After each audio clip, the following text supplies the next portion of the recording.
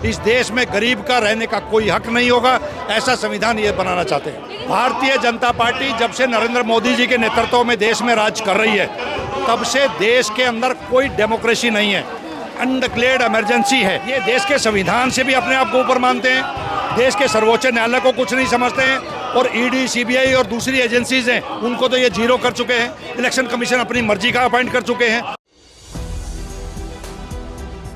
नमस्कार, आप देख रहे हैं 4 PM में आपके साथ नफीसा खान। देश के अंदर दो शब्दों को लेकर बहस छिड़ चुकी है। दरअसल संविधान की प्रस्तावना से धर्मनिरपेक्ष और समाजवाद शब्द को हटा देना चाहिए, मांग बीजेपी और आरएसएस ने की थी। इस मांग के तेज होते ही विपक्ष ने संविधान विरोधी वाला हमला भारतीय जनता पार्टी पर कर दिया। राजनीतिक बहस हम आपको लगातार दिखा रहे हैं, लेकिन इस पर कानून क्या कुछ कहता है, संविधान के साथ छेड़छाड़ और संविधान के मूल ढांचे पर हमला, इसको कानूनी नज़र से समझते हैं और क्या कुछ इसमें हो सकता है। तमाम चीज़ों पर आज चर्चा करते हैं। मेरे साथ एडवोकेट संजीव नासिर जी हैं, जो कि तमाम मुद्दों पर अपनी राय रखते रहे हैं। और अब सबसे बड़ा मुद्दा संविधान, जिसको लेकर दिन भर कोर्ट के अंदर वकालत के दौरान ये मामले सामने आते होंगे, पैरवी करते होंगे। चलिए इसी को समझते हैं। सर, बहुत बहुत स्वागत है आपका 4 PM पर। आप लगातार कानूनी तौर पर संविधान की रक्षा कर रहे हैं, लेकिन देश के अंदर संविधान पर हमला जो है वो बढ़ता जा रहा है। इस बयान को आप कैसे देखते हैं कि संविधान की प्रस्तावना से धर्मनिरपेक्ष और समाजवाद शब्द को हटा देना चाहिए, बीजेपी और आरएसएस की कैसी मांग? देखिए, बहुत लंबे समय से हम लोगों ने, हमारे नेता अरविंद केजरीवाल जी ने भी इसको कई बार उजागर किया है कि प्रमुख रूप से भारतीय जनता पार्टी जब से क्लियर कट मेजॉरिटी में आई है, तब से इन लोगों ने अपना स्टैंड बदल लिया है और देश के संविधान को बदलने के लिए किसी भी हालत में ये आतुर हैं। इसके बार बार एग्जाम्पल आते हैं। कभी आरएसएस के कोई बड़े अधिकारी इस तरह का बयान देते हैं, कभी देश के कोई सरकार में बैठे हुए मंत्री इस तरह का बयान देते हैं, और अब जिस तरीके से आपातकाल का बहाना लेकर इन्होंने धर्मनिरपेक्ष शब्द को हटाने की, समाजवाद को हटाने की जो बात रखी है, कुल मिला के देखिए देश का मूल ताकत जो है वो संविधान में है। देश के मुख्य न्यायाधीश ने अभी कहा है, कभी ये कहते हैं संसद सर्वोपरि है, ना संसद सर्वोपरि है, ना सुप्रीम कोर्ट सर्वोपरि है। सबसे सर्वोपरि अगर कोई है तो देश का संविधान है, देश का आम जन है। लेकिन हालात क्या बन गए हैं? भारतीय जनता पार्टी ने अभी दिल्ली के चुनाव में ये बार बार कहा कि झुग्गियों में जाकर वहाँ पे कभी प्ले कार्ड खेलते थे, कभी ये जाके उनके बच्चों के साथ खाना खाते थे और कहते थे कि जहाँ झुग्गी वहीं हम मकान बना कर देंगे। झुग्गी प्रेम नज़र आता था, लेकिन आज आपने हज़ारों की तादाद में देखा पूरी दिल्ली के झुग्गी वाले यहाँ पर आए हुए हैं अरविंद केजरीवाल जी को सुनने के लिए। क्यों? क्योंकि अरविंद केजरीवाल जी ने गरीब के लिए, देश के संविधान को मजबूत करने के लिए हमारी पार्टी पूरी तरीके से संविधान सम्मत इस देश को चलाना चाहती है। लेकिन सर, सीजीआई की चेतावनी के बाद भी कि संविधान सर्वोपरि है, बावजूद इसके बीजेपी और आरएसएस के नेता बार बार संविधान में संशोधन या फिर बदलाव की बात क्यों करते हैं, वो भी सीधा दो बड़े शब्द जिस पर संविधान एक तरीके से निर्भर है। ये शब्दों को तो सिर्फ बहाना है। मैं क्लियर कर दूं आपको, ये देश के संविधान को अपने अनुरूप बनाना चाहते हैं। ये धर्मनिरपेक्ष स्टेट है, इसमें सभी धर्मों के लोग सालों सालों से रहते हुए आ रहे हैं। सभी धर्मों का एक धर्म दूसरे धर्म की रिस्पेक्ट करता है, लेकिन आपस में भाईचारा तोड़ने का काम इन लोगों ने किया और अब संविधान को इसलिए चेंज करना चाहते हैं। आपको ध्यान होगा पिछले लोकसभा के चुनाव में ये 400 के पार का नारा लगाया था, उसके पीछे भी इनकी मूल भावना यही थी। देश के संविधान में ये दो शब्द नहीं, ये पूरे संविधान को पलटना चाहते हैं, संविधान को अपने तरीके से बनाना चाहते हैं। इस देश में गरीब का रहने का कोई हक नहीं होगा, ऐसा संविधान ये बनाना चाहते हैं। लेकिन सर, बीजेपी के नेता ये तर्क दे रहे हैं कि आपातकाल के दौरान इन शब्दों को जोड़ा गया था। बाबा साहेब ने जो संविधान दिया उसमें ये दो शब्द नहीं थे। ये जो तर्क है, ये कितना जरूरी है या फिर ये अनिवार्य है कि इसको समझा जाए, या फिर ये केवल और केवल गुमराह करने वाली बात है? टोटल गुमराह करने वाली बात है। 1975 के अंदर 50 साल पहले आपातकाल लगा था, उसके बाद भारतीय जनता पार्टी की सरकारें भी रही हैं।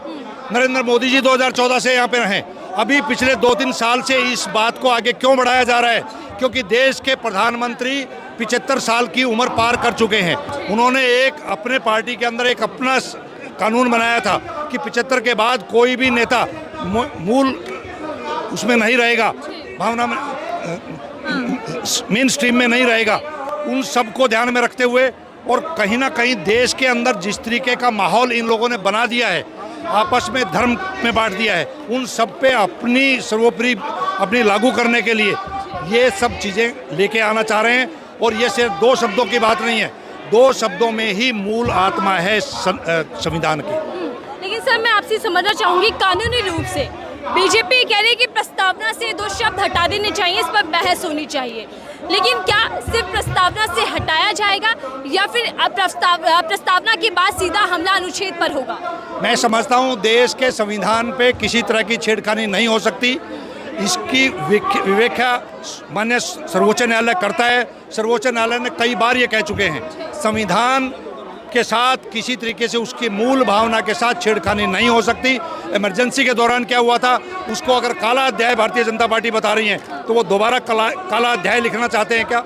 इस देश को चलाने के लिए बाबा साहब द्वारा लिखा हुआ संविधान ही प्रवेल करेगा, वो संविधान ही आगे लागू रहना चाहिए। लेकिन सर देश के उपराष्ट्रपति जगदीप धनखड़ जी भी ये कह रहे हैं कि ये जो दो शब्द हैं ये उतने ज़रूरी नहीं है, इनको हटा देना चाहिए, वो समर्थन कर रहे हैं इस मांग का। देखिए, भारतीय जनता पार्टी के बारे में ये अफसोसजनक बात है कि वो कॉन्स्टिट्यूशनल पोस्टों पे बैठे हुए लोगों को भी यूज़ करते हैं। देश में देखा हमने, राष्ट्रपति महोदया से, उपराष्ट्रपति जी से, गवर्नर से, उपराज्यपाल, राज्यपालों से इस तरीके के बयान करवाते हैं जो कि भारतीय जनता पार्टी और आरएसएस देना चाहती है। वो इसलिए क्योंकि जब कॉन्स्टिट्यूशनल पोस्ट पे बैठे हुए आदमी अगर कोई बयान देंगे तो उस पर बहस होगी, उस पर बहस छिड़ेगी। और देश के चीफ जस्टिस ऑफ इंडिया ने अगर उसका रिप्लाई करना पड़ा, वो इसलिए करना पड़ा कि देश के उपराष्ट्रपति ने ये कहा था कि देश की संसद सर्वोपरि है। लेकिन देश के सर्वोच्च न्यायालय के मुख्य न्यायाधीश ने क्या कहा? नो, ना सर्वोच्च न्यायालय सुप्रीम है, ना इस देश की संसद सुप्रीम है। इस देश में अगर कोई सुप्रीम है तो संविधान है या देश की आम जनता है। सर कानून क्या कहता है? क्योंकि जब जब संशोधन हुए हैं उसको स्वीकारा भी गया, लेकिन क्या पूरी तरीके से संविधान को बदलना ये संभव है? बिल्कुल असंभव है। डेमोक्रेसी में भी और देश के कानून में भी और संविधान में इस तरीके का उल्लेख है कि संविधान में कोई बड़ी बदलाव नहीं किया जा सकता। देश के अंदर संविधान जिस तरीके से, मैं मानता हूँ कि पूरे वर्ल्ड के अंदर बेहतरीन संविधानों में से एक संविधान हमारा भारत का संविधान है। और एक और सवाल आपसे समझना चाहूँगी सर, अगर धर्मनिरपेक्ष नहीं, समाजवाद नहीं, तो फिर संविधान में कौन से शब्द जो बीजेपी ऐड करवाना चाहती है, क्या है मानसिकता? देखिए, मानसिकता तो आप ये मान के चलें, हालांकि ना इन्होंने हिंदुओं का भला किया है, लेकिन हिंदूवाद फैलाना, मुस्लिमवाद फैलाना या क्रिश्चियनवाद की बात करना या धर्म और जातियों की बात करना, ये इनके कहीं ना कहीं रूट्स सोच के अंदर है।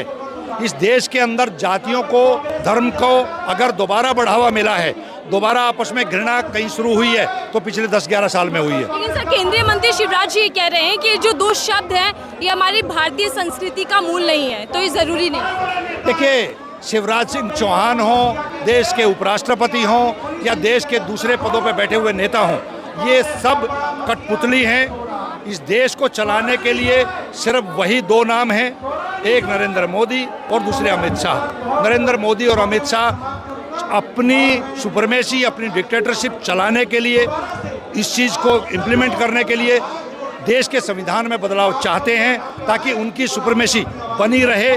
वो देश के संविधान में, देश के लोकतंत्र में, देश के कॉन्स्टिट्यूशनल बॉडीज़ में उनका कोई विश्वास नहीं है। मोस्ट ऑफ कॉन्स्टिट्यूशनल बॉडीज़ को जीरो कर चुके हैं, देश के सर्वोच्च न्यायालय के फैसलों को बदल चुके हैं। और मैडम, आप सरप्राइज मानेंगे, पिछले 11 साल में जितने संवैधानिक पीठ बनी है उससे पहले आज़ादी से लेकर 2014 से पहले इतने संवैधानिक पीठ नहीं बने थे। इसका मतलब आप बार बार संविधान पे कोई उंगली उठा रहे हैं, इसीलिए संवैधानिक पीठ बनती है और ये देश के लिए चिंता की बात है। सर मैं एक और चीज़ आपसे समझना चाहूँगी, समय समय पर बाबा साहेब पर, संविधान, सुप्रीम कोर्ट या राष्ट्रीय ध्वज पर बीजेपी के नेताओं के विवादित बयान सामने आते रहते हैं। इन बयानों के मायने क्या समझे जाएं, क्योंकि 11 साल में संविधान के मुद्दे पर लगातार बहस छिड़ती रही है और विपक्ष ये कहता रहा है कि संविधान और लोकतंत्र पर सबसे बड़ा खतरा है बीजेपी राज में। नफीसा, एक बात समझनी पड़ेगी, भारतीय जनता पार्टी जब से नरेंद्र मोदी जी के नेतृत्व में देश में राज कर रही है तब से देश के अंदर कोई डेमोक्रेसी नहीं है, अनडिक्लेयर्ड इमरजेंसी है। और अनडिक्लेयर्ड इमरजेंसी मैं इसलिए कहता हूँ कि ये दिल्ली की जितनी हजारों की तादाद में जो झुग्गी वाले आए हैं, ये सिर्फ इसलिए आए हैं कि जब चुनाव हो रहा था, जब इनके घरों में जाके इन्होंने चाय पी थी, इनके साथ लूडो खेला था, लेकिन आज इन्हीं की झुग्गियों को तोड़ रहे हैं।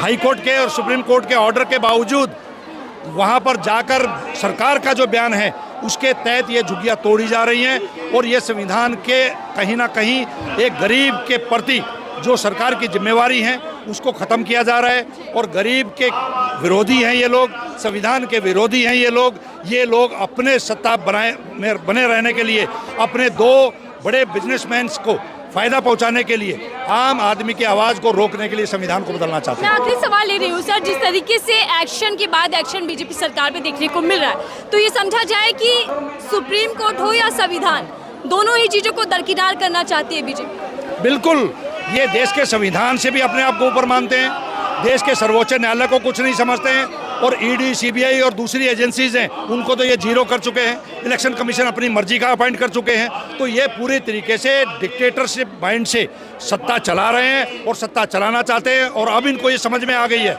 अब सत्ता से बाहर जाने का समय आ गया है। अब ये आम आदमी, गरीब आदमी खड़ा हो गया है, इनकी झूठ तूफान का पिटारा खुल चुका है। अब देश किसी भी हालत में संविधान के अनुरूप लोकतंत्र को बचाने की ये लड़ाई आम आदमी पार्टी और अरविंद केजरीवाल जी लड़ रहे हैं। सर, आप एडवोकेट हैं, एक सवाल जो जरूरी इस चर्चा के बाद है कि क्या वाकई अगर केंद्र सरकार दखल ले तो धर्मनिरपेक्ष और समाजवाद शब्द संविधान से हट सकता है? देखिए, मैं नहीं मानता कि ये इसमें सफल होंगे।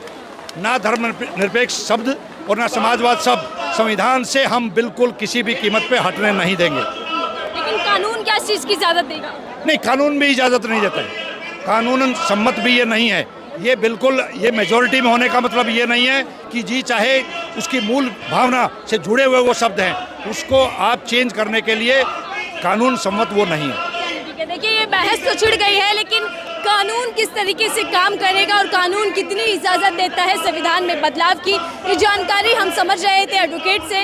इस रिपोर्ट को लेकर, इस चर्चा को लेकर आपकी क्या राय, जोर साझा कीजिएगा और बताइएगा कि क्या संविधान से धर्मनिरपेक्ष और समाजवाद शब्द को हटाया जाना चाहिए या फिर इन शब्द का महत्व संविधान में एक बड़ा है। इस रिपोर्ट को लेकर आपकी राय क्या, जोर साझा कीजिएगा। देखते रहिए 4PM में आपके साथ नफीसा खान।